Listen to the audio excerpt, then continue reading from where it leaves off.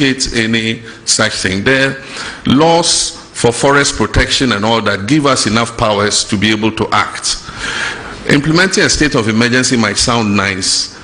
but it should be the last extreme, the last resort. So for now, let's exercise all the powers we have. And if it becomes necessary for a state of emergency, then we'll look at it. It means we have to go to Parliament. The president can't just declare a state of emergency without, going to Parliament, because there's a limit to how long you can maintain that state of emergency. And so I believe that we still have leverage to continue to fight Galamsey without necessarily implementing a state of emergency. We have to, it means that we have to delineate the areas where the state of emergency is operational. And if you look at the area where Galamsey is taking place, it covers several districts of our country. And so we would do it if it becomes necessary. But for now, I think that we've given the security services enough powers to be able to deal with people who are found to be involved in Galamsey. I've been reluctant to implement a state of emergency in the Galamsey fight because we've not exhausted the powers we even have without a state of emergency. We have the opportunity to arrest anybody, to confiscate any such thing. There, laws for forest protection and all that give us enough powers to be able to act. Implementing a state of emergency might sound nice, but it should be the last extreme, the last resort. So for now, let's exercise all the powers we have. And if it becomes necessary for a state of emergency, then we'll look at it. It means we have to go to Parliament. The president can't just declare a state of emergency without, going to Parliament, because there's a limit to how long you can maintain that state of emergency. And so I believe that we still have leverage to continue to fight Galamsey without necessarily implementing a state of emergency. We have to, it means that we have to delineate the areas where the state of emergency is operational. And if you look at the area where Galamsey is taking place, it covers several districts of our country. And so we would do it if it becomes necessary. But for now, I think that we've given the security services enough powers to be able to deal with people who are found to be involved in Galamsey. Nana Kwabe, medase. So that was your president. That was my president. And for that matter, that was our president. The one and only president of the Republic of Ghana on state of emergency. Because baby I drew no dear here near day. Question a day bay and the name you did to be share with sir. What the air quantia Galamsey now Kokachre Naimus. You didn't have the show was one and more when any day. You told President Akufo-Addo to declare a state of emergency back then. Emmanuel Ama Kufibua and they were no Kikaboso. Eko Kachre Naimus job wedding yede. Now minister and yede bay seriousness bay and now the air quatia Galamsey. But then yawo sa topic no so yebebo room. Because Kopem say NDC Eduobo Boshe Kopem say NDC nsemo mo ka kire Ghana fo a ma Ghana fo eto aba edemom da bia beka said the fight against Galamsey e kan obi e na NPP elusu akoyano researcher NPP ai wo hwema fight against Galamsey e kan obi and NPP elusu a year akoyano back in 2024 because NPP debia meka say board who modern bia but Ghana for will have none of it because the NDC were down there promising the obu to be enye ye hu say obu to be the CSOs civil society organizations omo nyina edi omo anu egu NPP so etina Ghana fo hu niema differently say NPP for na sense no sa na NDC for eka back then say asase no galamsey no NPP for na to gold ni nyina e mine illegally and NPP eni akoya no so galamsey so eko so NPP eni akoya no so yensuo nyina say NPP ni akoya no so nanso cyanide lead mercury and the area yaduane no mo NPP nti akoya no so edeyo and so stability level no is getting worse by the day. It's worrying.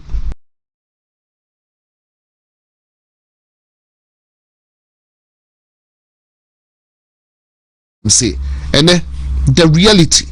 face NDC for. See, say President Mahama or see Efiada Yami Adume Efiada October 3rd. Wafre civil society organizations baku beye 50 so person odi omuhia e wo Jubilee House na digina e fight against galamsey say bia oba beji omo adwenkyere say bia odo na obeka bi di akyerom we don't know, we can't tell. Meeting no e Friday October 3rd ohiam e wo Jubilee House CSOs Catholic Bishops Conference wafro bigina so here ewo Jubilee House it yehwe ne ebekoso yehwe ne president beka chiro but quickly answer na bia babedwafo abemuno last year I think he met the civil society organizations on your meeting and they were definite said the way forward is to declare a state of emergency. NDC for year several times mpedifu edom nyina wo positions almost say Ekufuado declare state of emergency including the president himself and we hear CSOs no nyomo aka debe asem debe and obeka kire CSOs so mu enya botre na che so mu ntia say on declare state of emergency and debe asem and obeka kire say gold ni ya dia say ye to the legally and illegally no yenti ase I don't know be repeat e dia kire man me fidie no enda ha ede ye be rura sa ensem no egina emu ede back when DSTV yes I'm George Mr. LGBT ye kodi yes I'm George ye kodi but what's a Ghana for chamono say edida so de mai say ye betiti so who Sam George say package upgrade now na say no kwa na DSTV for ye be that want to be a promotion here they call the next level but there are those of the views say okay says he say at the end of perform near yeah more channels.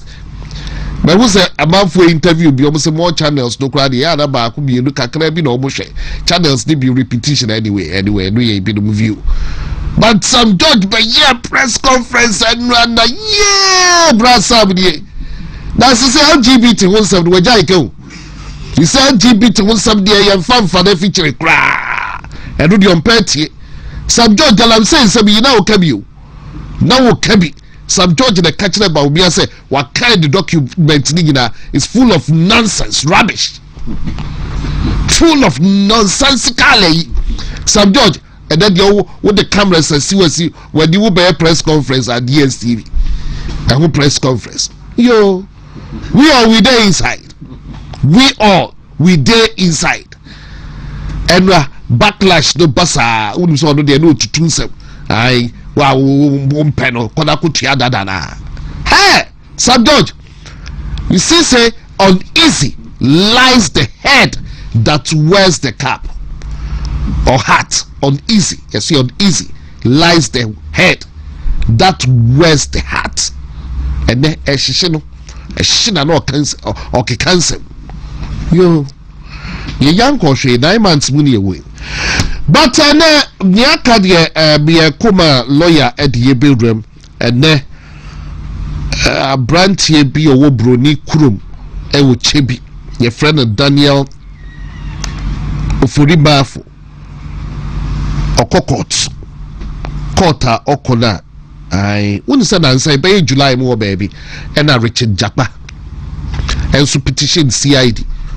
Sir Empo Godfrey Dame former AG na chese ni case na no near to force in there ina former AG APA na ko baby ado pese o kekanse bi ne hokro ne ba. You recall that case to petition CID and then a Ghanaian citizen your friend Daniel Ofori Mafo and so if I say Daniel Ofori Mafo okay dan kwaka ho you a petition a year and that's also court Sir Empo a year Richard Japa and Yoni Kolendi Justice Yoni Kolendi meeting no mokoye wo mu fia na chese chire ye tie ye leaked audio ne ho kro de ba no sa meeting no bo person interfere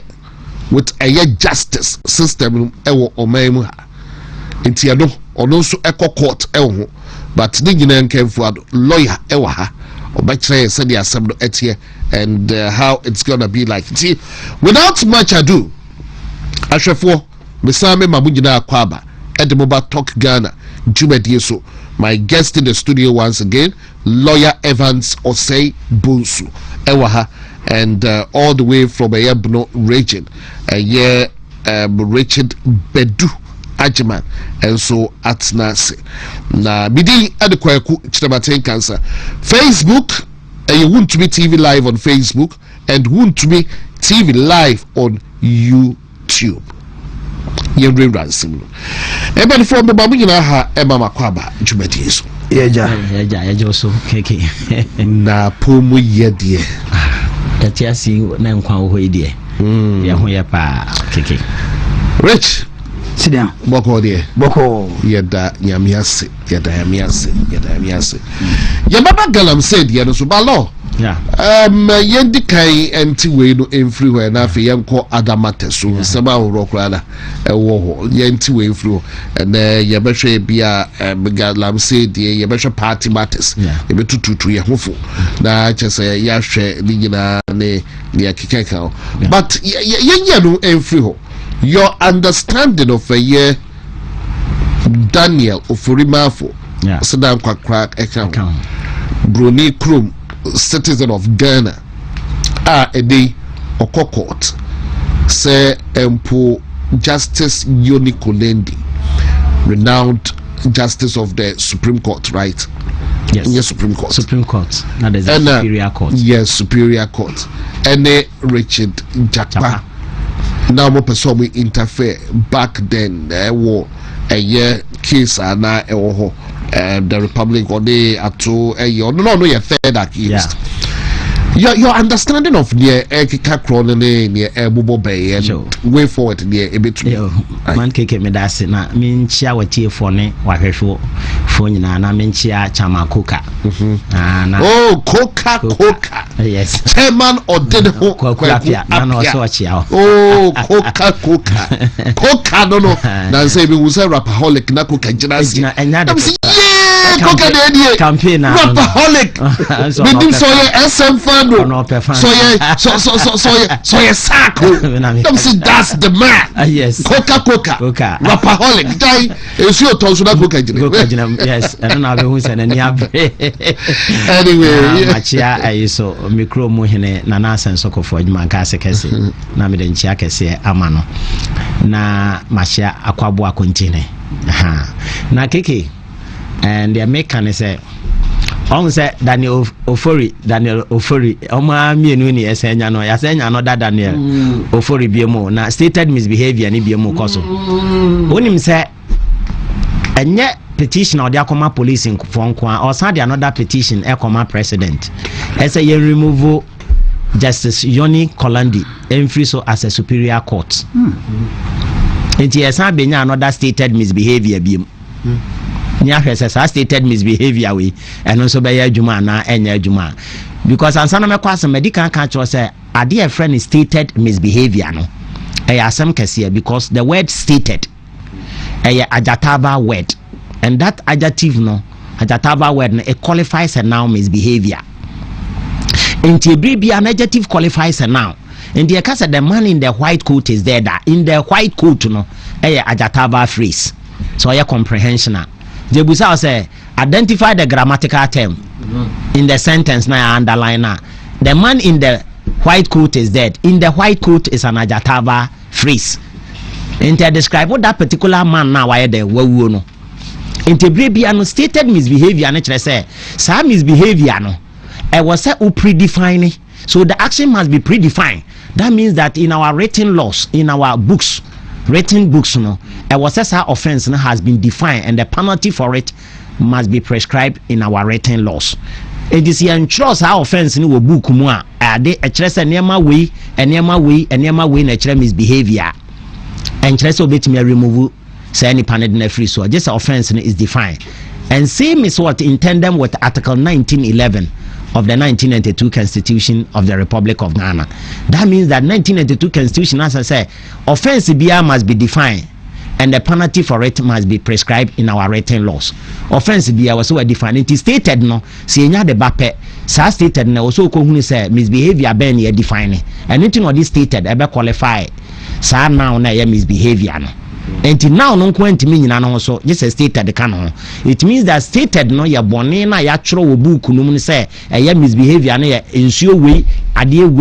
we ansan what me dey nipa no. Enu bi na esan aba na de tie ne say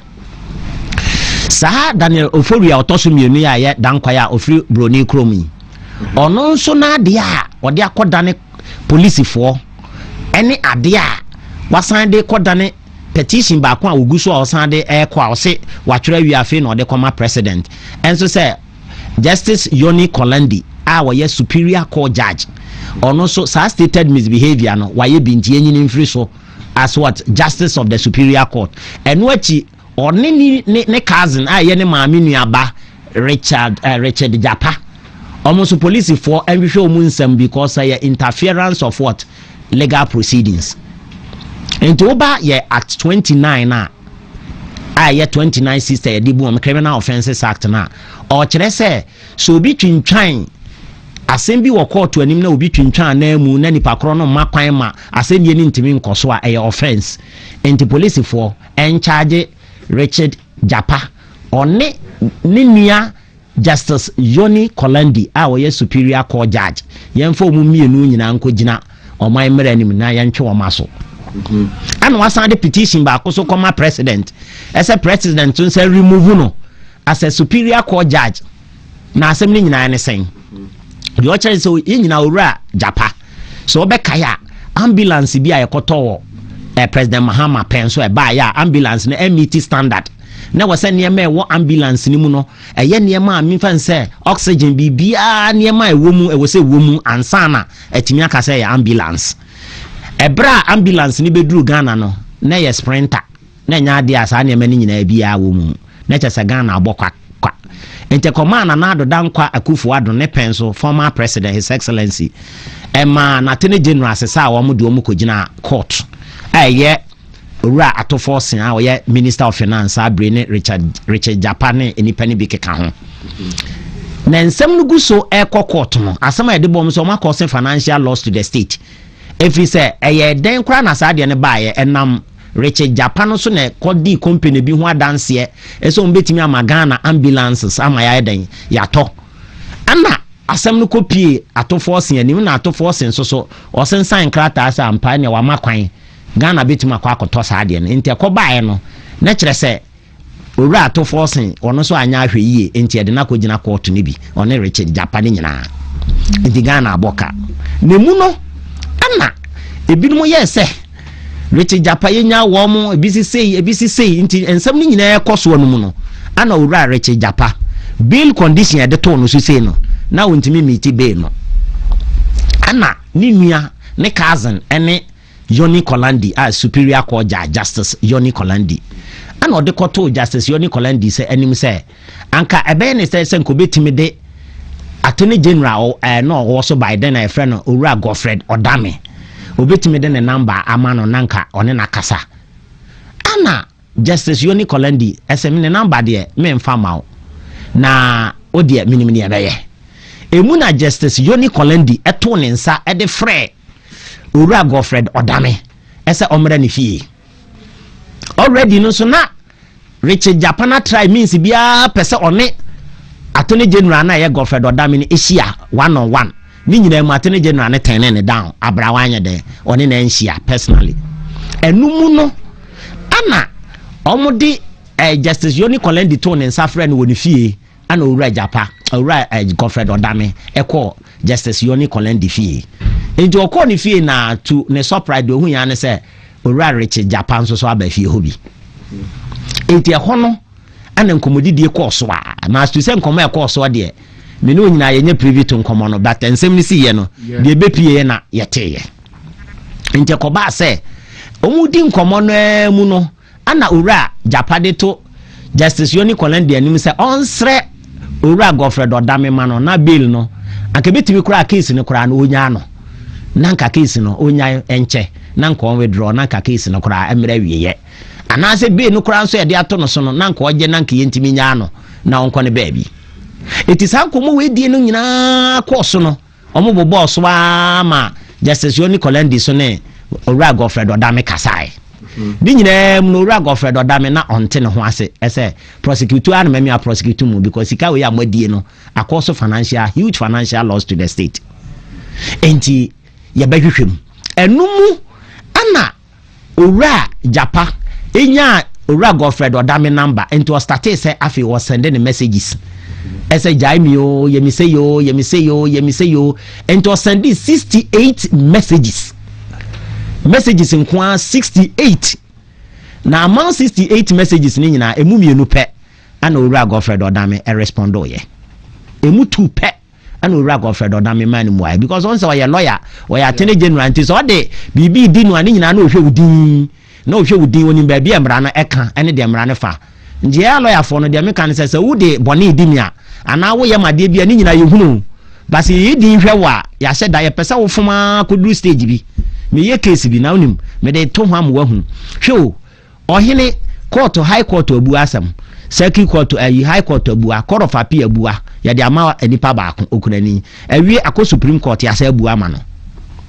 ye wie ya enipa no di for na san de aba circuit court wo baabi circuit court no se ada bi asema high court adi asema supreme court adi court of appeal adi me ne hwan mintimi nka ho asem biem ono so bu ama the same nipa kro no obu ama ni wie no ekọ ohene bi anim ohene pon bi ekọ na anim a ka chense ono no na asase no mfa high court no mfa supreme court no mfa court of appeal no mfa circuit court nti waje asase no ekora no odi bi asan ma sa nipa na odi fo no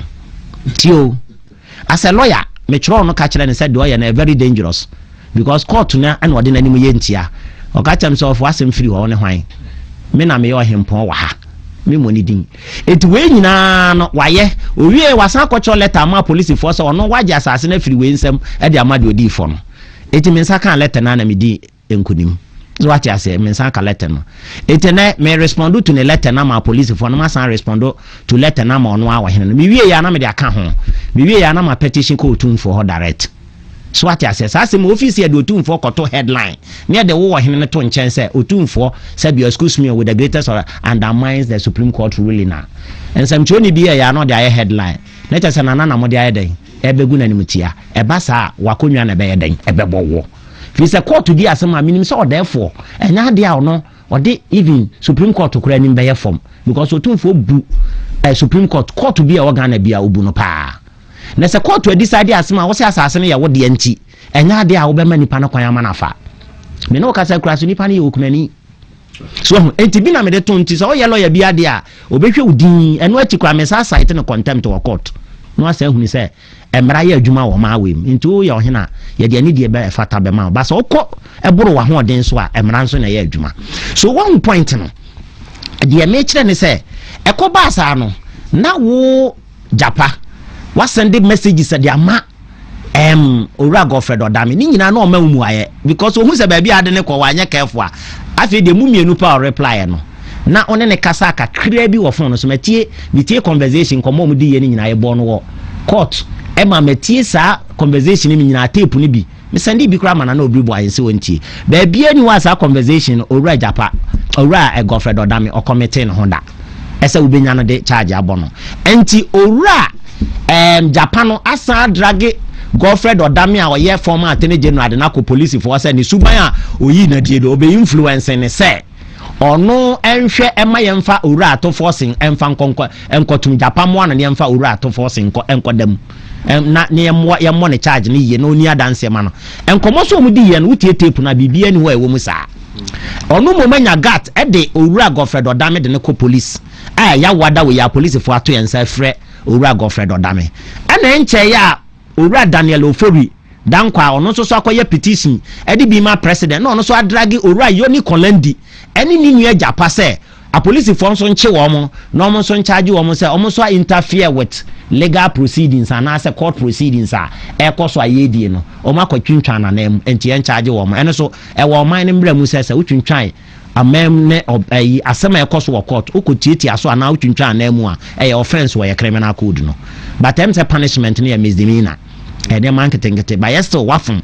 enti papa no se sa owura Yoni Kolendi timi to ne nsafre owura Godfred Odame ba ni fie na wotimi di owura Japan so ba ni fie ho anka no ya arrangement say case no betimi agya manaka no eno so amount to stated misbehavior and for that matter president so the petition sa akọ say president to remove ono so mfiri so as a superior court judge it is one who say nipa no no so de call first one or me remove chief justice no say friend Daniel Ofori and Ofori biem nso so enso de owura justice Yoni Kolendi enso so e de akose ye remove no make okan eye was what draft petition so to the president our de call and was na de ama police for eti wu Japan a wo se owura Godfred Odame ye nche no ya wada ampa eti police for ato ye nsafre na owura Godfred Odame eko ya wada mu behunu se a lawyer for bebre follow owura Godfred Odame na police station honom e ho beye ma eti omo so nyina akogya no eti yato ye nsa de afre no won so ya report won so wo ho ese won so ukodada ese nka ukodada owura Godfred Odame ese wonya asem no nyenya o ma won kono eno so amount to interference of what legal proceedings and court proceedings and for that matter charge on fan connect say wa report here no wan kasa so no osaye wasan from allegedly onso wasan from bra no enti o say onso ya chewo asem ni nyina eno no okay etina chese no ahwefo mo tie na Richard Japa de no de ono petition yes asem sasem no crowd chere na yi nanka omusra kwa nkomo esaba I think Godfred Odame sra court ana yes unim ebra asem no court no the combine say court di asem no ano ana omokoye submission of no case yeah eto omo no lawyer for koye submission of no case sa submission of no case no enum no right Yoni Kolendi ni nua a superior court judge na say on friend na or yes submission of no case na more challenge na submission of no case na yenya den yenyi ntum na kire senka yenya ano eto omo friend kan no owura Godfred Odame ante ase enum po no court no bu atia wo mo ese wonye omo submission of no case ni ntum eno no omko ya appeal ana omde appeal no court of appeal into court of appeal no na bebu ama omo sa ampa nyina so obi anyina so sa submission that is my first time I mean say submission of no case ayaye ho appeal me de me hu ne me first time me de hu bi no eti de omo de ne court of appeal and court of appeal so sustaining de omo de buy no eti e ba sa no lecture sa market na benti na ko ra Godfred Odame san be appeal dia ko Supreme Court enumu and MPP lose power and it so mu take over and NDC be take over and wejai owura Japa and wejai atofosing owura atofosing wejai omu nyina eno na owura Japa ye ditumi asa be che ne nsa as a national security o sede and ono so say ene wo tumi nti wa petition na baby sir because I don't feel so could raise na ono na de no to trouble because one yanya bibi a friend stated misbehavior and stated misbehavior no ebi na why am obi a petition to president ama unua or cousin justice of the supreme. In fact if you look at owura Yoni Kolendi or you one of the lawyers and respected a lot respected who's initially na percent that is so and na me wish say anka if in krana me mpa ebone senka president here ma justice of the chief justice no na me feel say there but na me nipa ba kwa na me tepo no ye Justice Yoni Kolandi but am akọ raise say issue we aba akọ dadin no akọfa aba ana ode ne brother na to trouble mu enti Justice na so no ode no to trouble mu ache because Japan ko record niema that is so crazy that is so na fe we rob in Justice Yoni Kolandi no se si anu ama police for be to yansa afre na akọchoro na no asem na ya charge no ne asem nyina so obi o ma ye de na akogina court enu achi no owura ofori ya wasan petition a ye dankwa yi a ofiri broni krom oso wonte ase osan de sa asem na ma president say president enhwe so betimi a establish a prima facie bi homa and I say president enfan come chief justice because a superior court judge enti no de bekwa come chief justice a what is say na chief justice no ahwe say prima facie case bi homa no refer to the to a committee the committee no na 3 justices of the superior court na betena so ni afa nipa 2 aka ho na aye 5 ho no mu so baba behwehwe mu ahwe se ampa fra ne de ni ko ofie na ode ni nua ne be hye ho ese in fact o sre ne se nka onya asam na chi edie na nka omo ani nua no oye bibisa na se oye bibisa so a eno eka stated misbehavior no ho ana aha ne ebehunu se president betimi de stated misbehavior no bia ya adwuma asa ma na ye pepepa because stated misbehavior no yetimi define say so be transfer judge chief justice ayi na free way yetimi can say or transfer judge free Accra de ne be Kumasi nti it amounted to stated misbehavior yetimi can say wako holiday a ode ne yere wode ne kunu ne ba ene de o mako holiday etiano so stated misbehavior enso omo mbre mu ma no kwan so ode nipa mienu ko saa ne ma we nyina yetimi gina so yi chief justice bi dia ene so bi nso ekofre ni nua de ne be hye de attorney general abasa nka yenyan no a eno so ye stated misbehavior na ene sa de awo president me sa de abro ne nhwe se wo so betimi ahwe ama stated misbehavior aya adwuma me ayi sa nkrofo no enso afiri so a yayi na afiri so as a justice of the superior court wo betimi ayi Justice Yoni Kolandi afiri so de a ene na kire se eno so stated misbehavior bi mu na esa beba no wow Lawyer Evans or say Bonsumidase Wetran Funi Eddie Ache not just a way as someone if you Richard Japa and walk of Fasama because first cry some by Richard Japa the Bible who's a name binum day say Omoba Justice Yoni Kolandi di compare say why put the di kind boni di my who say the man involved I forgotten it was Justice Yoni Kolandi but not just say man no a very respected person very respected I respect him so much but the di ebai because of Richard Japa waba bemu asabu nifi wona chese no na okay kuku sa court cause we feel say what buy na aba he say you know chese super mo super bibia include or trigger no time or trigger this action ya or drag owura Godfred Odamede ne call Ghana Police Service ya wada we ya na owura Godfred Odamede ya invite no eno na nkasa na sa Mr. Ofori we nso abe petition ono so di ama police say na wo so yanchew enti ya che Godfred Odamede na wo say wo Japan so yesan chew so nobody is about so it has to be applied mutatis mutandis enti with necessary corrections and necessary amendment enti wo say ya che we di a wo so ya chew bie eno achi no wasa de ne brother na koto trouble ma ye where you obi Ghana nyina bu no Justice Yoni Kolandi wa hwe na chese obeye judge ni bibia ne na yi chese ni bibia e pepe Justice Yoni Kolandi I respect him a lot now the na koto trouble ma say see wa sa ma petition e koso Ghana fo nyina so be hwese sa petition ne ko di president nsa ampa de be ma Chief Justice Bafo Boni na mpa o matimi establish sa prima facie no mo nso de ama committee say yenhwem ne enhwe say committee ne be hwe say it amounted to stated misbehavior na ana maka say stated misbehavior o ya aboa ben enya aboa bi a ye define no because misbehavior ye now and stated ye adjective qualifies a noun that means that a noun no gina ho or dangling ontimi nyina no ho so yie enti na was stated bi beka no ho adjective qualifies a noun enti stated nature said the action must be predefined. That means that action no it has to be written in our laws. It has to be defined in our written laws, and the penalty for it must also be prescribed in our written laws. That is in the light or by virtue of Article 1911 of the 1992 Constitution of the. Or say all offences must be defined, and the penalty for it must be prescribed in our written law. So any offence be a define now on punishment the money be any offence. It will inure to the benefit of an accused person. And no, see, stating Article 19.5. Enti sa bone na your friend stated misbehavior no or henefa. Enti a very subjective. The obeka say stated misbehavior no a different from the memeka say a stated misbehavior. Ade bia so a subjective bia de yemfam wa before. E was say objective mind. Something that reasonable man and as a reasonable mind ebeka kire we say ade we de e bone.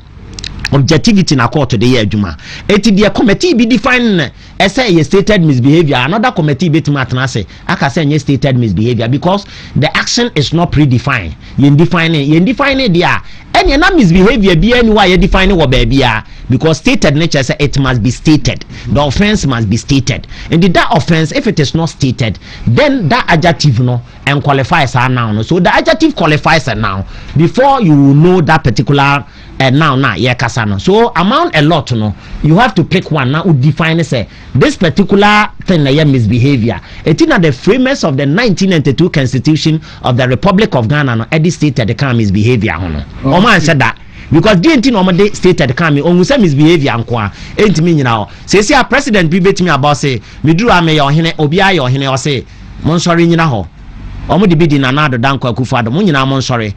obi beka se na na Kwaku fado sebe omu ade eye offense no mimi hu ne saa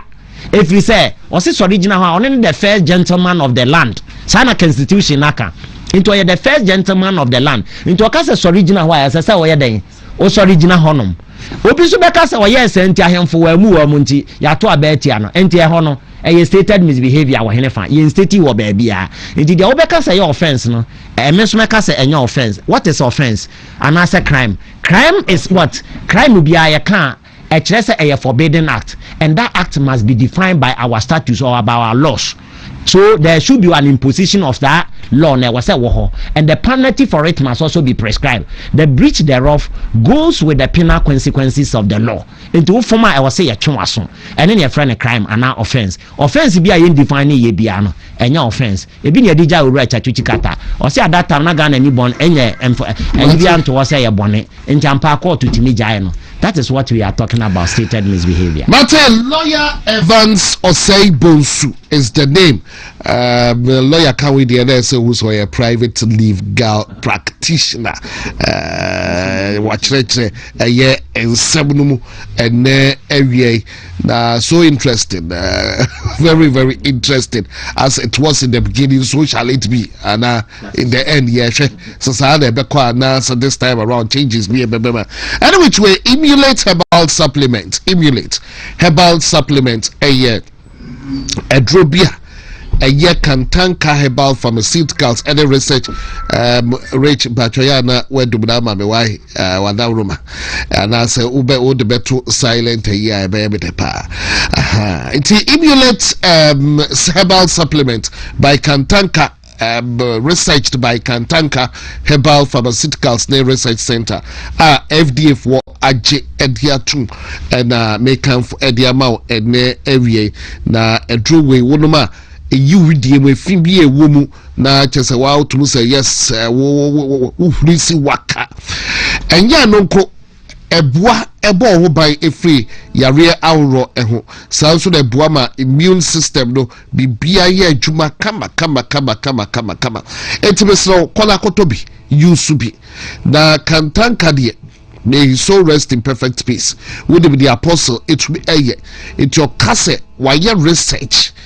na FDA for so agia tuba you have no idea a drain near to me e would depend you it's kola kopebi herbal shop bia bekobia pharmacy bia bekobia kasope emulate herbal supplement I would ma eye detoxification you video mu efibia ewo mu ema wo nyare rough uti immune system ebua ebo ho bai enti kope bi akira kwan edro yi wokoto a eye security features ne de ema ewo ho o anya sam keto akra wa woto ya papa no ese hu se security features the tamper proof hologram afi ye embossed image of Kantanka ewo so and afi eye ni tino so no ya embossed with eye KHPRC logo. It is an yemani in a mouse, yes, a drone, ya boho by from a year fake ne ho croniba. From a trophy so bado a year 0535112813 0535112813 and that's over to our friend 0303 966 421 0303 966 421 o fresh wa omo ebejoso na meko aye reaching channel aye Exodus Moringa and the dandelion capsules. Yes, we knew Exodus Moringa and dandelion capsules and also Ebwa immune system support na edrowe eyeti to and the mawana enya sikire yare mojabroso yare wodie and the Exodus Moringa and the dandelion capsules todi biedu mia wadi na todi biedu na chese nya ho adwuma the tree of life and the Moringa edi ye Bible ni ade aye adro di ama sadubi hwe every tete chese Moses numu nyina Israelites no obo egina yusu Moringa enti wudi edi Moringa menfanya kwatro be bia obeti Moringa di bia no edi a chese be Israelites edro liver abayo omo yusu na ye dia ye capsules the amount hwe ebe ye ho adwuma pa enti hypertensive ne diabetic patients ni nyina no monko pedro ibi enum dandelion so ye very good ni nyina no ko herbal shop bi e ba wonsa ebe kabi from atrofo so number is 0544 447 033 0544 447 033 and I'll be to be a friend 0537 456 665 that's 0537 456 665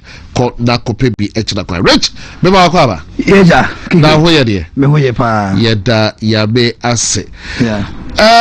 yanko lord ye obeka bia na nke kwa da bata because lo ye bia di gina mo anti opa yanko ye di kai no bro region de ma to say apobo to say bia ye kama osunyane ne bromantem bia ye kama na ansa na meka san ma menchia me na otumfo opemso ono de me majesty kase pa wias mu bia nim se ohine kase a obi ani na chi to ba santiman man chena yese ma mahura na nkeye bifebro na aba o ma ba me baji hanhire fri na ho dia na bo mu ase mu onwumre chia kwanso nkoso me nkonko chia my sister Abina owo Sunyane Osu Hospital Mura Hospital administrator omususu omushe dwumadi omushe wontumi pa na masako chiacha masadika Osunyane West consultancy chairman Samri obo dwumadi Dr. Mahmoud Baumia the campaign team no oka ho na mencha Ibrahim na mencha Mira Kakaria oye research officer Brown region onso mecha ne adofo nyina mecha obia bibi say o de minu ya dika cheche nsem nyina on law inti mi dem dika krebia be kan bibi say the mechanism say Mira odami oye lawyer kese osua de onye mistake bia na 9 months President Mahama betna so nyema expect say bi nyane nyayo ti woni the frustrations no mo frustrating go for no yeah petition say ma me kofi chief just zongo fi okofi ni na ye plot na mo plot mo da batu say asesane ma bi na say bi erefi ne ma na mo ka hu say 2028 no the President Mama ye jaho de na Ghana for be jaso de ato abade aba mo bi abeto aso eno ne ye ka ho asam say sister mo se niema enkonform kra keke niema dey ukodwoma niema nkoye ne na eso mo ho adwuma na petition because case bu dismiss some monto aso anya sa na masa ko peda no de aba abetum futu agunkofo ni enti de lawyer kan ya wachichiri mi emu da ho yenya mal mrana nya adwuma so honorable government consul a new experience only ade onye mistake bia tia na e be ka say ne kwa kotum na modwumadi e dia show monsa no 9 months na for the free education no the ababa help the who ga no be a benefit and say that tia na awofo ma eko school sa mere amane abi mu hu nyema to mu no na yenko bi say odwom they should go and ask them say I been collect my school this time around say na do ha ka be basa na masa anti ni ne say we anya woru na petition na petition maami wako holidays muzi wako wali nikuna ko duwa ko ti ya yina dia ko trefi abre hoso ni esua legacy pesa Ghana nkolim democracy nyina we mama eni nyewu ya na de nsato bi ni aye say it doesn't bring anything jimani ehwe nti de meka no bate ani yembonra aye galamse ensemu no mo na yenkwa dimu na asema ewo sisi eni se defiada President John Dramani Mahama Safre CSO civil society organizations say omo emra na chese omo enjunjune eye galamse kuno eho say yensuo omo de adrogu mu kura nti na wo hwe eye kwae mu na omo so omo ebetwam repeal ene say amendment ene niema ekoso a omo eba no mo se Akufo Addo declare state of emergency and omo ba ya akoda de bro for ten fight against galamse any meeting who crawl the bay who na say keke medase anse wi aso obi aye bibi na se wonim de wo mu a invite prekonja je nipa no me kai person na Dango Akufo Addo former president ka say or fight galamse me yin na nya ahotom and this fo bi mu soro gina chiri ke kansam gumu na galamse no fight na enye society of mo ko abetuma fight you aposo fight ya on the medical chia euro tumfo o himpon kese o Ghana ahemfo bi so ka no ho esa na se bo nkronkro so ba bi asase da ho ba se ho mo adwuma ho esa o hi bia na odumfo mo from na ahemfo no boa ti committee e behwe enya team bi e behwe nsase so na aboa aban ko ntimi fight to ko fi obi ko ta Jubilee House a wonya hwe impo former president mi no ho yina wa yo mafiri mu adwira is almost beka ho ne fight na wonye political affiliations na you we ya dey so wonya kwanya say obama na Akufo Addo beba president na president Akufo so beba mu nya betrase nye nya ka ho bobi say Ghana sudi abetoye so ye de ne etimetu ase nye nya kira na say ye ti akoya do so kura do bo se ye ntube nko ti say no de wo na wo se ye ntube nko na bo de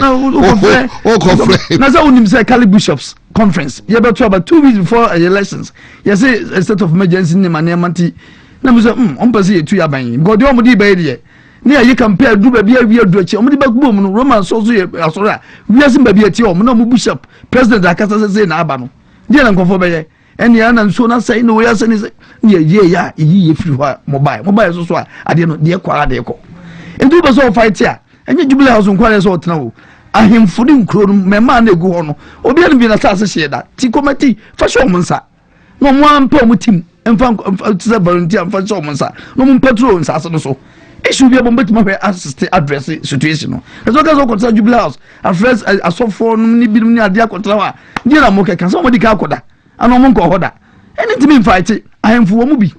asofo wo mu bi traditional authorities wo mu bi enso so ni ade fo nya wo mu bi ani ankwankwa timamfo so wo mu bi no obi na so atofom tisa wo asase a wo doso odi so no so bi ba so a mpo wo nya ho ahode a mrante na wo betimi di card information come on ohene nkofu bi aba se ne se ntem na bia police abam wo ne member work door to the lands be bo ama yetiba fight na so ohene se wo di kosia Jubilee House wo kosia Jubilee House wo kosia Jubilee House a wo discuss ya omo ti village so a nkrodo so omo hwensa ase no so omo obi a ye di so omo ko omo ano mu ana omo ko omo because see the entire kokoko we say they call system 6,000 Ghana cedis right kwa for 1.28 cedis atum nto bi ko na sas no see emfanye galancy a o so ton be onya sas one ka be 700 million 800 million na nko na tomani pana wako nto ohia kokoko bia so bedua nto oboto no wagire sika na ekoso saa ne man sa kwa fo hu so to omo a omo so bo am ya tumote na mo buwa de be ko bo ne nti be ko buafu bebele buafu mimi do me ye family kakra nti minim wo atonye area ho obi di kokoko si ho se president Mahama baba tuma ko 6,000 to do our town e de ko se muti mo se awrade 1.2 nti de de nam se saa ne de abo o se fa mi ko se fa bi nka ho no ne de aba ti so mi na wa ya to wonti man antum ye amade no na do de ba mu wo be ka foforo na chese kwia de ya okay amanfo ani amanfo bu afu pa this one say uti boko 6000 ukotra adwabo so ko ye meeting say akuafo aban mpam asem wo sisi mu enti onwe mu no amom sa price no what you say me boko 6000 obi aho ye ne de enti owo awiem koko obi ahata odi so wa atan afi board buy 1.28 cities just imagine 128 just imagine enti eno na wo promise na odi makuafo ni na enye no di obaye makuafo ho to makuafo no koko akuafo de kita oman no enti so bi ko tin hasu obre enu omo to boss spray ni ma de ne board no na do de mo ntima achieve a is zero keke enti so oman person fight ya onko only ahemfo no areas ni nan na so no kwa the state of emergency na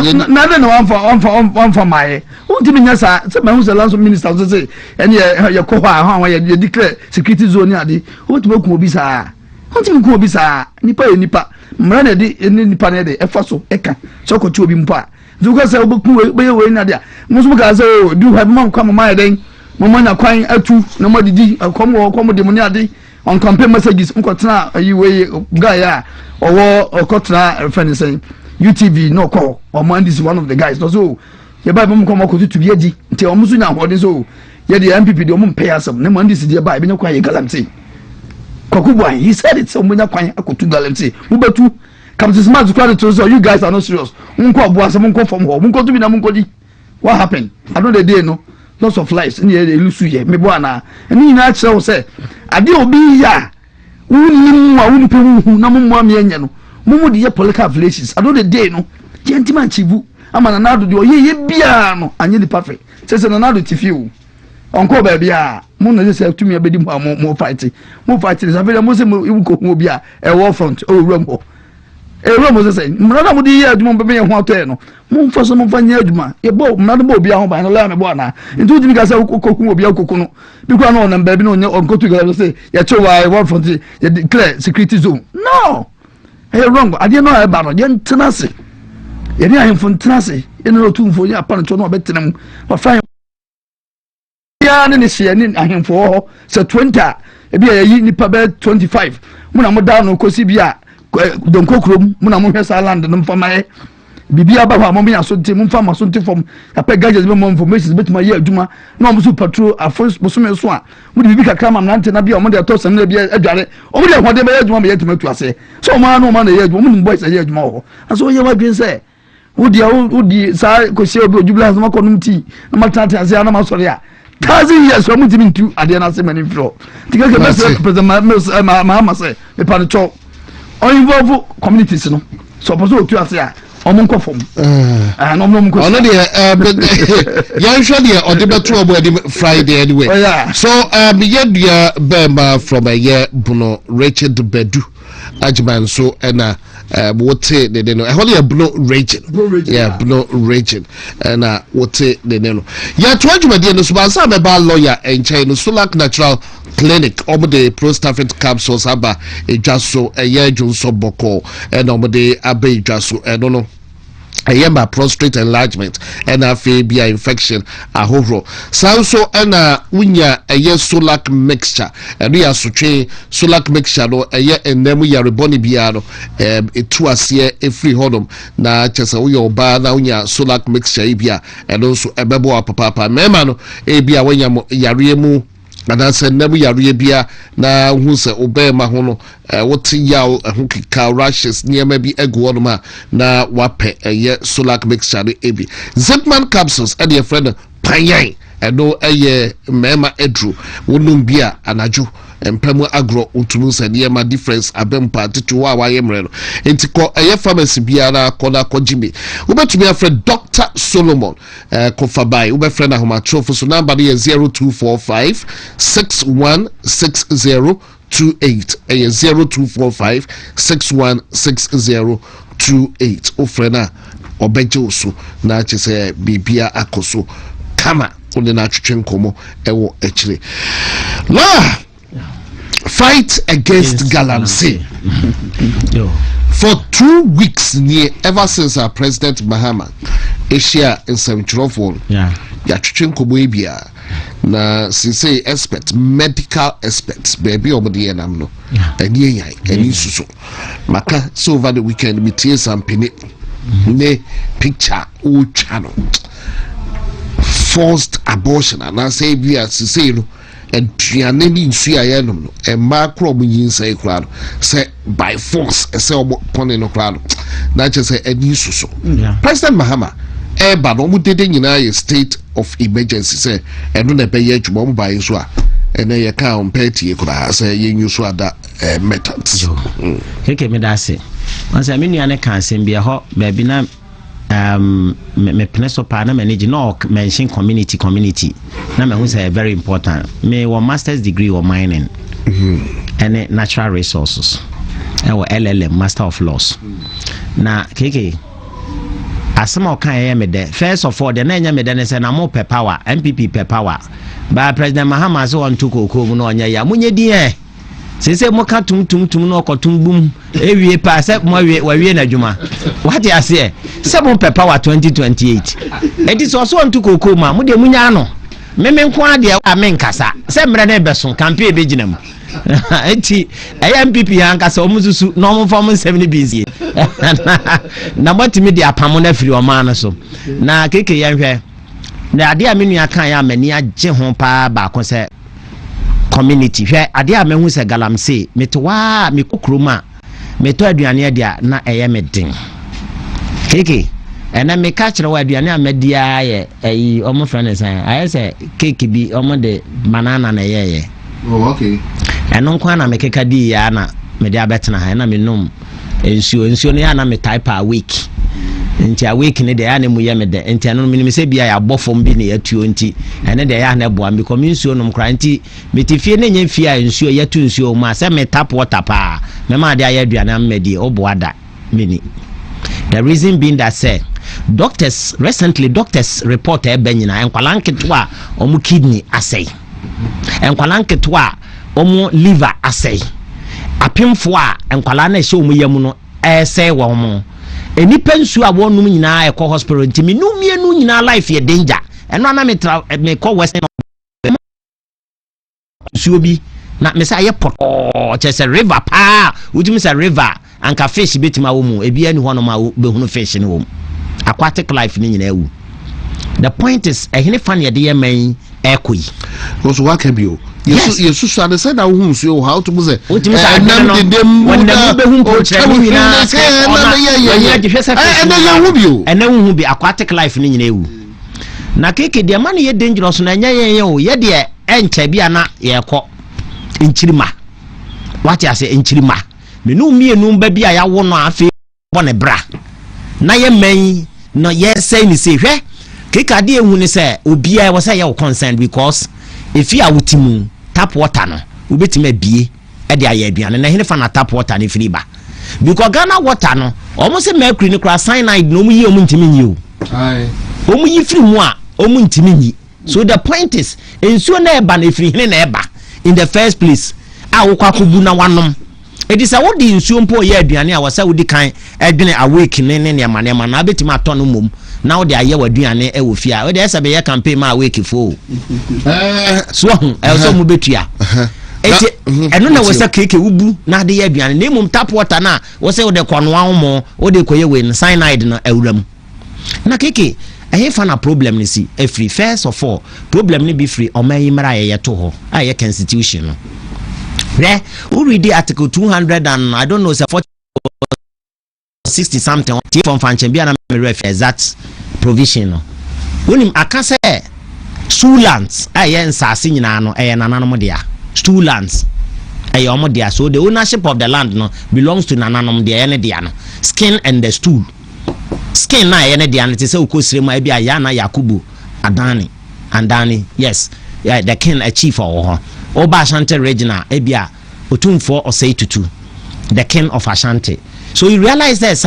asasi nyina no skin any stool na eyomo dia. Now what is land? What is the legal meaning of land? You can't say land ye dey. Land ye the surface,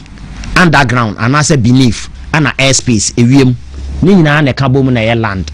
na land no ade and what comprises ade bia obehunu no wasase nani ene emu nyina ya asase ne dia na what declare say stool land stool ne dia skin land skin ne dia na wuya no wasa trankan no akoye constitution aba no aka kire say enam mineral resources a ehemu dia eno dia Ghana government dia stool ne nka ho skin ne nka ho it first of all e ho na problem ne free it is stool no sa okwasan bibi ma no oba mfa ho skin no on fa ho because what the culture say gold ne nya ne dia no bi kura konya gold wa asase na ya wo aban wo dia eti semikuro mu hene e wo ho no ma na e de na asase no inside no o de ye den so aba na aba betu mineral na de free ba bi na buy so aba betu onya hwe o lances a oni asem bia kan wa ma kwan na wutu we etime boa ye de boa man eti first of all sa constitutional provision no e ho e wo so o mokosesa no e wo se o ma chiefs no na nanom no integral NPP your 2024 manifesto. That is fine. Yeah, what kwaya ni NPP be faswa fight galamsey. That is so. Border on a year him for you. If you waba two anti community no so a oni se bia wom undefine community no. It is a mimi krom na obeba emrante wo mi krom ho nyina no wan kire bibia se minura na ebeyi no omka ho bi. It is assassin besa yo ne dia obo ho ban ne se ne ba bi kakra odidie no e ho nkwan de o ma ho ne se obetu ama na kora beda wa onfa ho ba owi a community ne na ekosofa because all kono koteto amena nimu a on da wu omunsuo e na esei etidie na ban wo ye de community ne nso abeka ho hwe ye can say land tenure system it describes the use and the ownership of the land into the use and ownership of the land when we talk about land tenure system. Eti said the basic first way use assassin no and the ownership the assassin and na land tenure system kasafa ho so land tenure system no eba na what describe say enipa we na assassin ye omo dia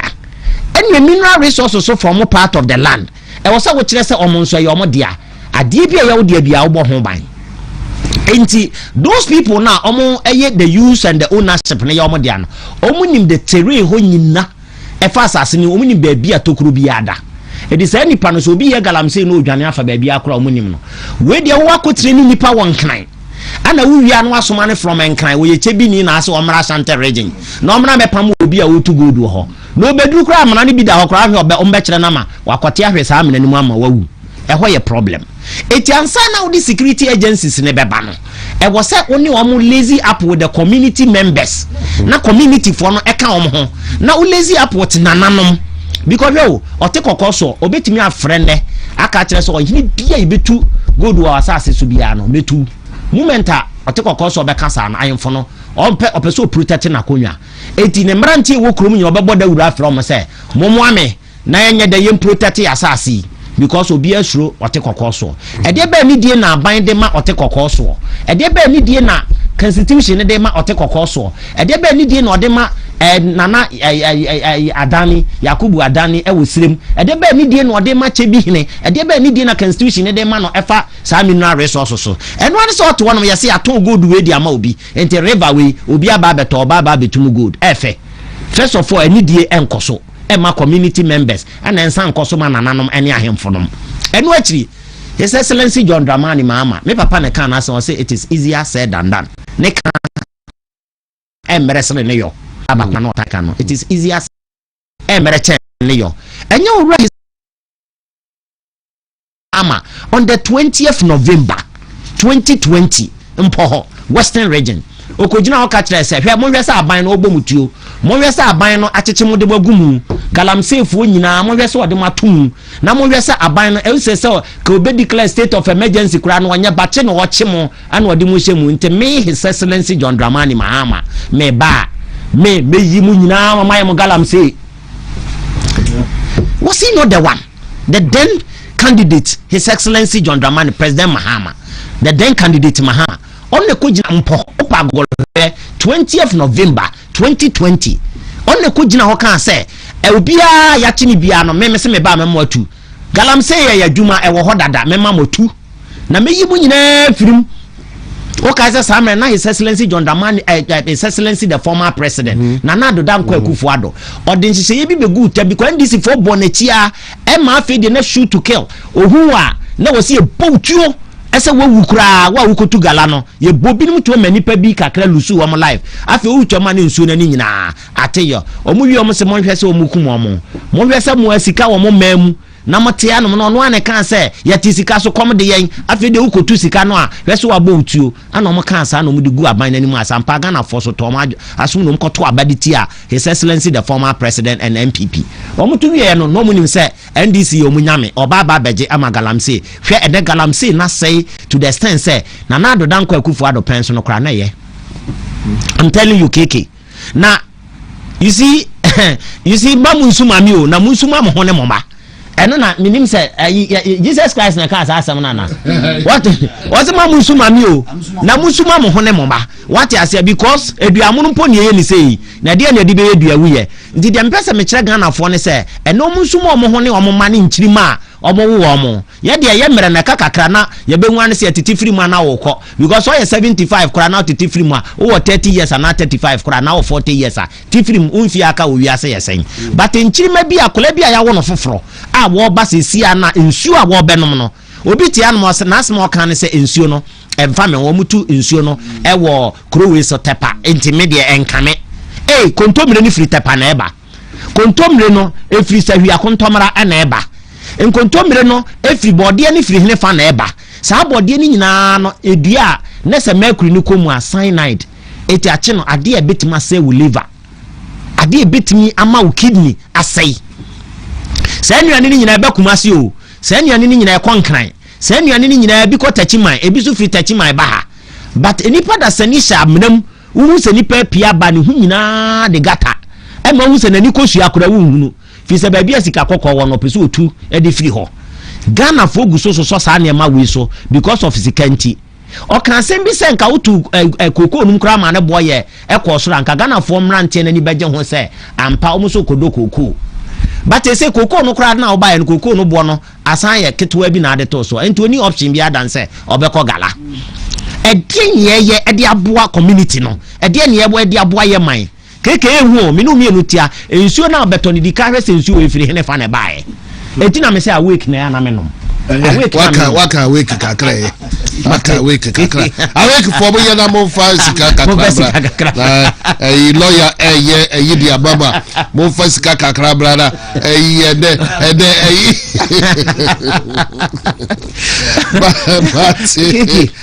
what was it eno ne special kamede babesi nti keke ehia holistic approach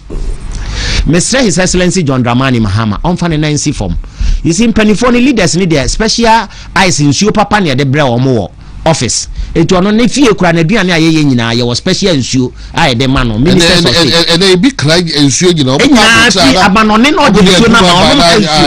ma me no ma me emienu akola bi na metwam me kokro bi so de me uya ne se ekro no kra me try se miracle de mu ya ne se akora ne da galamsey nsuo na o matu ne da hono na onum bi no odware odna no butum se ano anum oh na say central region say 10 districts they are affected wo hwe nsuo areho that de me rehwe na me gina krom hono na ye to ade wo shop ana me ka kire me nipa ne se obetimi amama hwehwe assemblyman na ka me de ato nanim se akora ne nsuo na odamu a o mu dware a wonom na akora ne lifespan e short na mini pane so ampere ma me hwe assemblyman in fact also opentem on na frame se me nkoja ne baabi na ha me keke the point is ba lawyer say no obo no bo bia awro because ni option bia boho no kra yatuo no cyanide na koben boho na ma ensuo no kra ye was some cases where firm ma ye ya you know o matu mine na ma affect wo mu nsuo nyina enso nipa ni gina honom se on say o mu nsuo enso akọ amia ya approve di aba ese nsuo ni nyina asai eno e wo court sisi a so keke dia make kan say appoint fa ne nancy form so declare state inti yantu gold a pa kwasin dum na kan inti yantu gold a bede se Ghana ye nyina ye kase ye gold no kwa mo bia ntu biem e ma ne na honom a inti country mu ni gold mu ni di inti yantu gold abo site one bargain for 20 good months. That is some no keke back because keke me no nyina ya at risk. E bedru baby wakoma say, me media say, me liver say, no mine ade baako a ade MPP ko opposition baako pa. E baako e ye galamsey. Omo aso na kwose nsuo ne de be kire ye. Na no aso na de NDC so be ko 2028. I'm telling you. Galamsey went me as well. Including a state of emergency no am here. It is what me stop us ade we no aso na be san de o mako. asana party the here leader na near dia oba galamsey or the 1 minute that is a serious stuff for us you am here and I make a chiro over serious so am here e pa no betimi aye Mate, me that's it. Forward from quickly that for your last lap, no one I am a party matters. Na and same pina cost your party na empono pay and I said yes, pay this morning. Don't want a year petitioner, a year general secretary Justin Frimpong Kodia, and their Kwaku disciplinary a year committee of NPP. Na or suggest say empo near maybe a cost yes we petition say a year abronye ne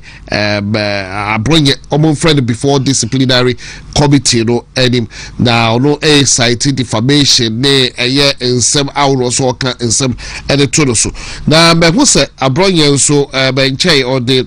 a year anuye aba why ready so obeko now quickly just a minute on this okay for immediate release Lydia Wachro no also my attention has been drawn to a social media communique issued by our great party and duly signed by the General Secretary, Lawyer Justin Frimpong Kodia, inviting me to appear before the party's National Disciplinary Committee. I hereby write to indicate my full preparedness and willingness to appear before the committee to comprehensively lay bare and substantiate the antichrist actions and inactions of Honorable Kennedy Ejapon, which has undermined the cohesion and integrity of our party. Since the referral was made public, I therefore propose that the sittings of the committee be conducted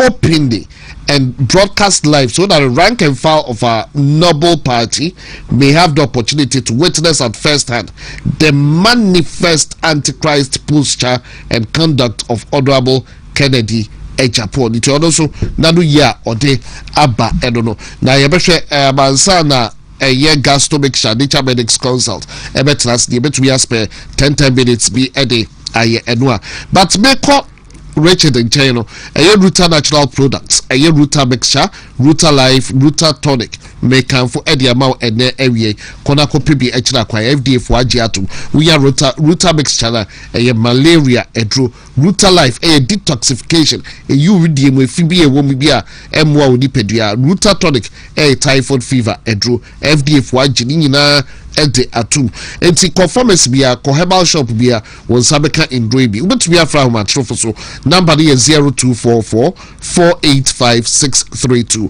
0244 485 632 right partable ahead of a year January 31st in same p na AC back and forth obi tenche o se de aba NPP abayoku no generally as a year party ba and some are so ahead of a year January 31st primaries no who would say foot you bay the mechanism with the party media 92 into me kai pass and no boy here come preku sunyane ana me wo ho unti set program bag as I speak into my follow kakra na ese kekama fuma ne kekama dampan. You were two former president Tifia, the be omohe. Ye nyina ebe de eja.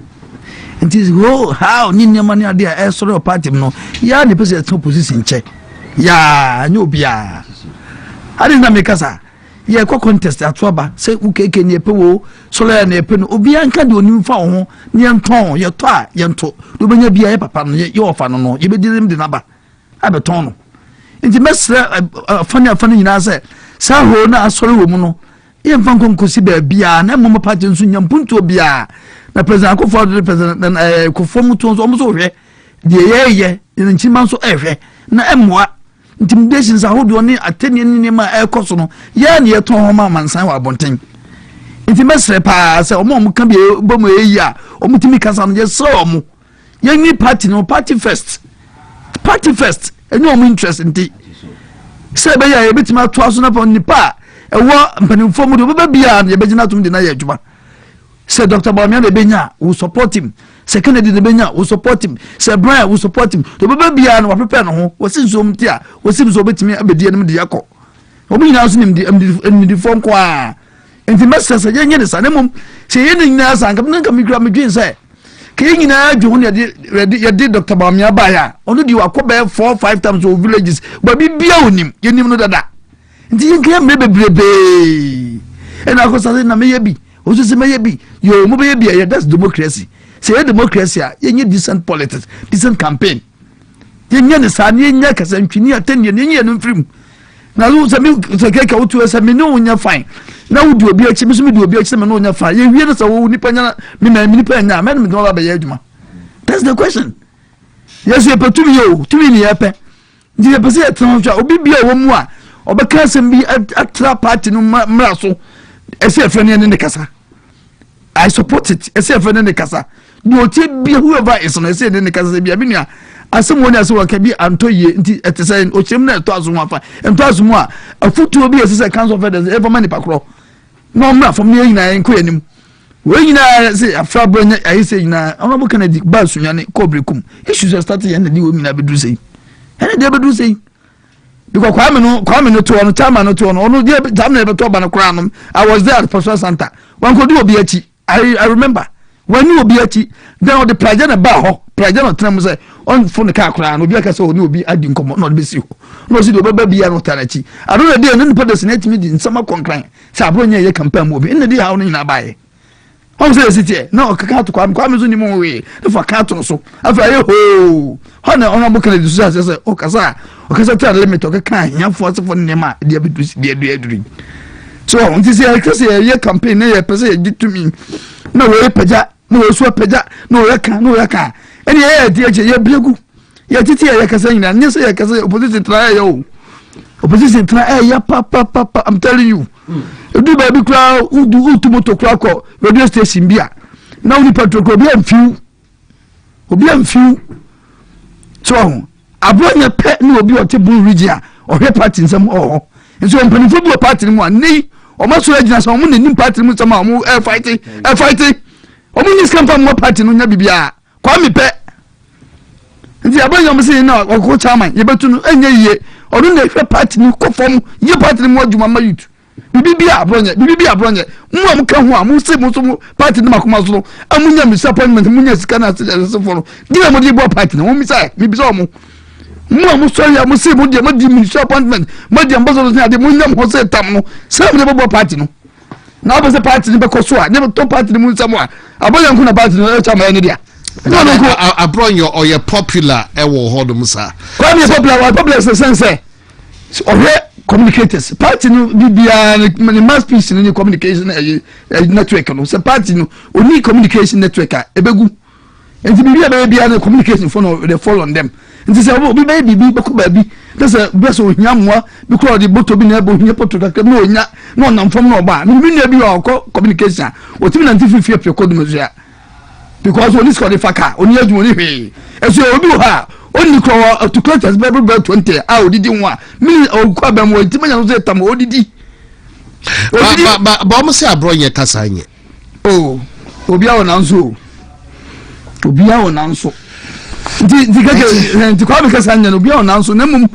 ni nya mu no ye ne kasa bibi na anko ye o nipa officer so ko se tepe mo ba patch wa ayi no afiri mu ene de I don't support to be because of the kwame di atama me support no I don't support panyini yemfa ne de ma de ne de se no ne mum ye nyina nso hwemu se mum panimfo a mo so bo ka bigu kwame so ndi ahobode mo na mo de bo party na pawa so obi anya ne de se me de ka me de akira wa o bi shock mi pe nua bo me dan so nua bo me dan so keke mi bi fie kakra bi me ye wo bo akwa ya mi guso a me ye sia nua nkoto na me to nua be 20,000 on loan na me ko di ezo mi nyame sa minister ka tell me say odi na bi ko beti bo manya nua kwa bo me dan so me communicate abo party wo nbia o so no bi nsem go enti ni kan ni bebre keke me dan so e ja so me kan nya papa e pa so mo ba me ba mu di nachi no mo ko ba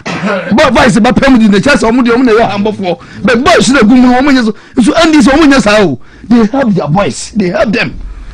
and yes atimodin fun na yesua na e ba fo no de so mo tip so mo nya ya ye ba pa bo na mo madwuma ho Makari kike. Lawyer. Keke. You three of Menu I wakasa bebre. Utumu se odi yaw. Ewa niyama bebre. Baby a constituency biya uhunu bi wo. But yade ana mi bisa me no say, hey, MPP pa the then odo size. UP time Victor Owusu. Oba behwe Nana Buedi Saponom Eastern Region no secretary for the party. Na ohwe Nana do dan Kwaku ado time. Na ese wono so ye youth, I don't know, ba ko ye youth na ono so ye se general secretary. Sa ohwe eni Peter legitimate time ne empenifo bi ebekura party na hwe de wa MPP na akono kra keke. No bi atene e friend elite party. Nti obi a wasua nwoma bi apesa sa party na join bi. Ene ede na party ye ni. Enipa da sani so ni nuamu a obede sene sa destroy party no. Sa nipa omu ko nyina obi a ye nine gentleman na omukọ primary si. Me da bia me kan me wo me choice o. Nanso omu ko nyina obi a ye nice gentleman. Eloquent, affable, courageous. Me hu where some fan describe wo. Party bi okra wo nya sa nipa ni mo no wo. Enso MPP kuta men. You see, adi MP NDC ho abeya kono nya bibia o. If the MP NDC MPP ye no. Yeah. And am NDC abeya kono because alternative bi ani ho. Eti wo ye pe na wo se wo support NDC na call baby. Because wo matwa mo ho ko. Eti di pedi bi de hisam. Anu acha se sankrofo ni na dia. I'm telling you. I'm telling me platform bi so. Se me hwe obi timi fa delegate bi timi fa presidential aspirant bi. Odina tempa na we so de ne dia beto no so edina tem me se me wo platform bi so me pese me mention constituency koro bitimi tena sam say oh MPP ade am de send wo man no e di say nipa no se ba akoko wini wi a are you telling me say Dr. Baumia onye affable onye good onye material ye de ne ba e be ye yana are you telling me so ura Canada Japan ye de ne ba enye yana are you telling me do ura Brian Champon kwa bene Japan ura ene omo keka ho doctor yaw aduchum sankrofo we nyina hwe STEM school sa wonnam sa hwekwan so wa STEM schools bi eguo enya agro sankrofo we nyina are you telling me so obi anya competent ana ene na minu ye ka no ebi anya ho tam hwe Diama His Excellency John Dramani Mahama so anya hwe kra de ba kwa mani abeje na mamuo no se hwe mranti a position wode ama omo MPP wini power do betia ne doctor susu and so professor susu and so one lawyer aden edipa no no oti constituency wana oti afija kwa abede ono woku no ho delegate oye no oni ntu di ne be ya youth ahwan ya nti enye ya na ono di ne be hwe ne HIS so a enye ya na enye training ya de ma no adeti na MPP de sa enkrofo omunye omo so pama omo pese youth ne be ba de dibie edu baby utimi twe phone pa o free minister bi say oh wosere no ade wo ho wo school fees kura nya de obefi wo da bia na meka owura John Kuma yeah he met me only one day ewo aye bia se keke owura John Kuma and na menene nya conversation ke to just 5 minutes conversation was take my number e wa no bia be so mu say mo mfa number ne mame e wa no say give the number to him the personal number na me say me try na nwumra hwe me frɛ ya no afa Owura John Kuma, may he so rest in perfect peace. Now we are missing. A while papa no jeme of farm number. Or me can and send baby and I'll say, oh wait, okay, is that your number? That's fine. Is it registered? And I do pay 11. Move on, share my phone so now. Was send this car? Can say no to me phone. Say kutu. One we see. You see the point. Say any power is one too. I would do for no more demo. Or we should do the ministers. What you say? Ewiase wo yesa ewiase ebeja ho akọ dwene wunua ho na ma wunua bisunya bibi nya dai eni da bia me asema me kan se hwe bibi pa bia ni asase we so de wa bra panya de wa fa kombone so anya ni nyina obeja ho akọ eti ade empa na wiase ye babaje ye o television kura bo dem onu so obo ye bi si say no wo hwehwe obo a wo ntan wo dodo na ya no ne asem no wo bia on de yire ne ma edi kakra na obo apegu on obo nka na the make and say neck you know sa national hwan no o ma ye week the ten say aye paper went to the petition kra koma obi say on twa abronya so enko taw the reason why say okosa ake na say e de na okoye no because ake na that's how you lawyer obi be kan brofo say you are preempting that is that is so that is so but say the metre ne say mesre owura abronye ese ono nso ontieti a break kakra na onwene party ni ye den ho ensam ne doka so obeka ni nyina yete anumi ye support na nado dan Kwaku ado bebre enso nya ne ma nyina na oye ya na ye a bia ye ne je ho enso ne ma ne bebre obehwe de oye ya eboa o me nti da mi hu me yonko lawyer na ono so de se na nado sa na ha me what you say bibia no oba his excellency John Dramani ma nya ne ma nyina na koye minimum DC ni lawyer be si se na wa bra fight akogina primaries nyina bra party ho sa hwe kura wonya bi enti ono so de na obeka but omo hwe se owura ase edu nkati anya kasa pe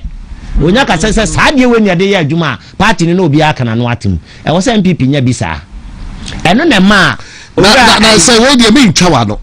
3 or so days ago be hwe GH1 program bi na me go say MPP kasa no mo dey no mo nya de se edu koto ya frɛ no endi na sakura ya betwena so wahu mame mount minim say your radar rocha na asesen edru ba bi na omo ba benanso MPP senka ye National Patriotic Party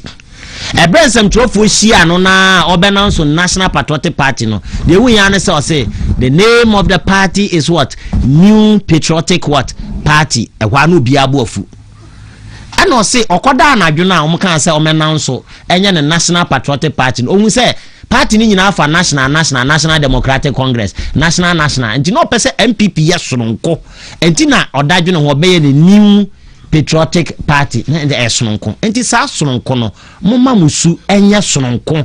na enye party ni se de na memma da no na Peter Lajetenum no mo kasa na MPP kura akono se mama elite ni so se afirimu NDC bibi pa bia ni musa o because omu nhyedan hyebo bia so omu be ya de bia presa pre ni ade omu be ye nyina nye bibi pa bia na omu ba so omu be ye reset agenda ni nyina cha se ye bekum ni awia ni ase ye ba ha na ya yiyi ni pa afiri ho ni ya yiyi bia dia kwa nye bibi pa bia na omu de brega na fo ene petru ekosoro dollar ekosoro bibia ekosoro enti bibia ni wa NDC aba be ye de bo my way eti e be sere wo mo ese kasa no omu nwenhwe ye se ye ka kire ye se ye ka kire dampan no na o ka kire hwan